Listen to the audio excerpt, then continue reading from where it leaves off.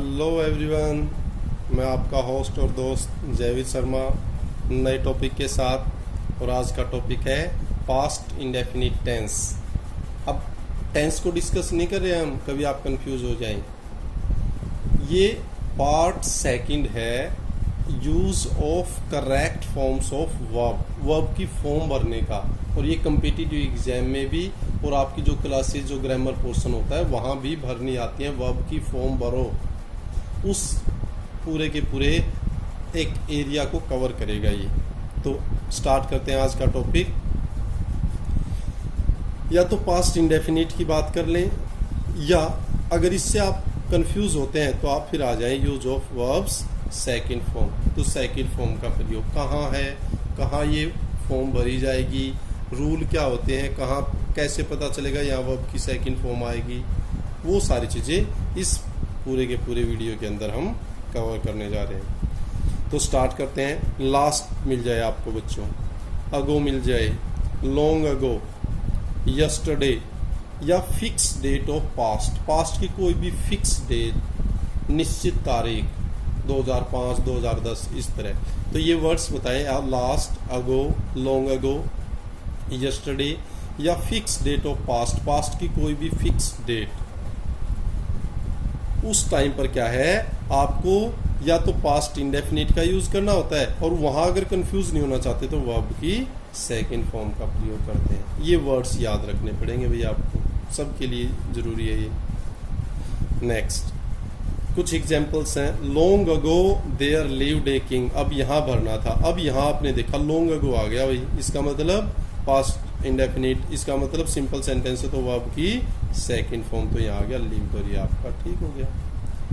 Akbar was absent yesterday. अब yesterday आ गया भाई, तो इसका मतलब पास्ट इंडेफिनिट है या वर्ब की सेकंड फॉर्म आएगी, तो यहाँ बी की सेकंड फॉर्म होगी वॉज, और बीन सेकंड फॉर्म आनी थी। Next, his brother in Delhi in 2008।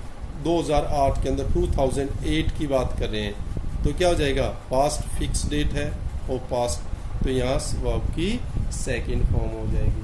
Clear, good. और कहाँ, हिस्टोरिकल इवेंट्स, ऐतिहासिक घटनाएं जो हमारी हिस्ट्री से कहीं ना कहीं कनेक्टेड हैं, जो चीज़ें पहले हो चुकी हैं, जो जिनका इतिहास बन चुका है, अगर वो कोई इवेंट आप कवर कर रहे हैं, कोई इंसिडेंट है, तो वहाँ पर भी या तो पास्ट इंडेफिनिट कह लो, या उसी का एक सिमिलर रूप है verb second form.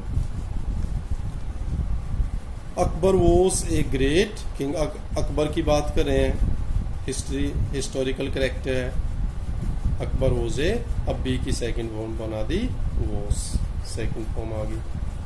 Akbar and Hemu fort the battle of Panipat. Akbar और हेमू ने पानीपत की लड़ाई लड़ी। अब ये सेकंड फॉर्म आ गई क्योंकि ये हिस्टोरिकल इंसिडेंट को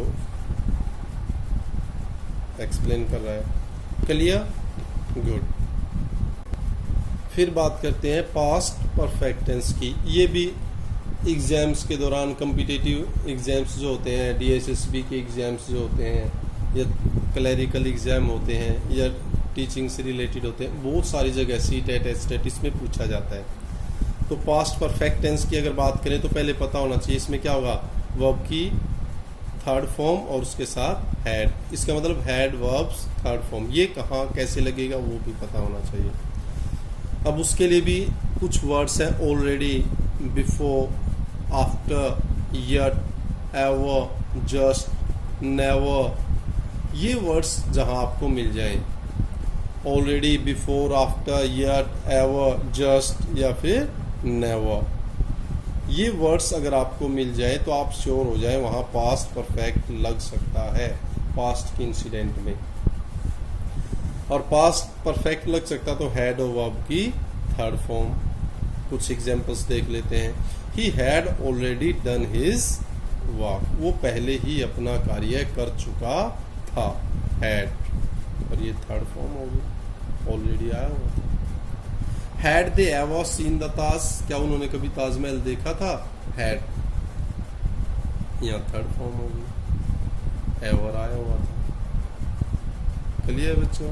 तो अगर ये वर्ड्स आपको कहीं मिलते हैं तो आप श्योर हो जाएं कि ये परफेक्ट टेंस है।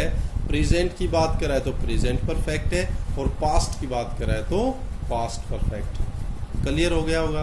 गुड। आगे बढ़ते हैं। फिर फ्यूचर इंडेफिनिट टेंस। अब फ्यूचर इंडेफिनिट वैसे डिटेल में आपने पढ़ लिया था, लेकिन हम टेंसेस को डिटेल में डिस्कस नहीं कर रहे हैं। वर्ब की फॉर्म कहाँ कैसे भरी जाएगी। For the action those will happen in future, जो कार्य फ्यूचर में होंगे, नेक्स्ट, उसके लिए आप यूज करते हैं फ्यूचर इंडेफिनिट। और क्या क्या लगता है वो आपने पढ़ लिया था, विल या सेल, वर्ब की फर्स्ट फॉर्म।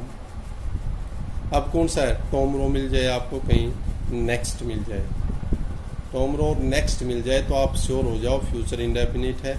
इसमें नहीं, लफड़े में नहीं पढ़ना चाहते तो वहाँ विल और सेल और वर्ब्स फर्स्ट फॉर्म। एग्जाम्पल देख लेते हैं। He will go to Delhi tomorrow, वो कल दिल्ली, अब विल गो आ गया जो आपको पता था। फ्यूचर की कोई बात कर रहा है तो विल और shall verbs first form. Who will be the next participant, अगला पार्टिसिपेंट कौन होगा, who will be, will shall verbs first form. फिर जो आपके मॉडल्स होते हैं, इनको कोई मोडाल बोलता है, कोई कुछ बोलता है, इनकी रियल प्रोनाउंसिएशन कंफ्यूज होने की जरूरत नहीं है। इसको मॉडल बोल जाते हैं और मॉडल ही होता है। Clear? Can, could, shall, should, would, may, might, dare not, ought to, need not. कहने का मतलब जो सारे मॉडल्स हैं वो, उनके जस्ट आफ्टर, तुरंत बाद वर्ब्स फर्स्ट फॉर्म का प्रयोग होता है, तो आपको कंफ्यूज होने की जरूरत नहीं है। अगर आपको मॉडल दिखाई देता है आपके एग्जाम के अंदर तो बी श्योर उसके तुरंत बाद आपको वर्ब की फर्स्ट फॉर्म भरनी है। जैसे you should serve your country, it may rain today, he can speak English properly, there are so many sentences. Clear?